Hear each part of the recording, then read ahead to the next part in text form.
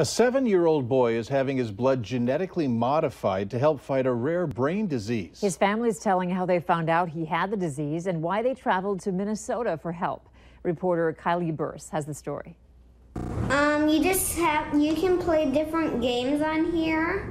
Like a lot of 7-year-olds, Landon is a pro on the iPad. You're stuck in there.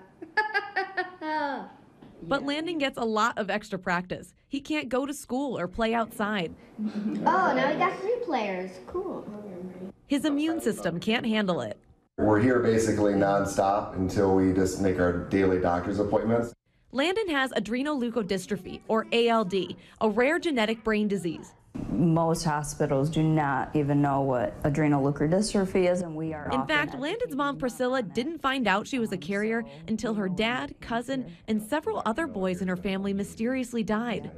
Just happened to run into another doctor that put all our family tree together that we were losing so many boys in our family.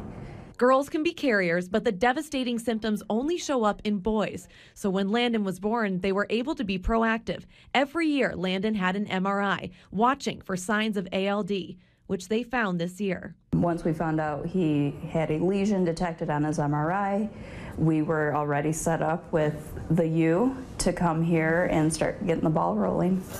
The University of Minnesota Masonic Children's Hospital is one of a few that not only knows ALD, they have some of the top specialists. Dr. Raymond has been phenomenal.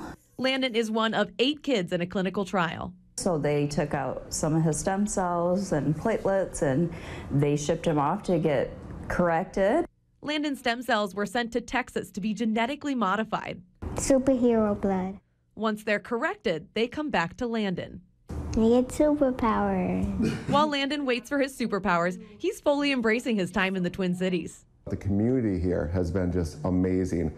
The Minnesota Vikings came by. And it's nice too because when we get those visitors, it takes our mind off of what's going on. And while Landon might dress up as Spider-Man, there's no question he's the real superhero.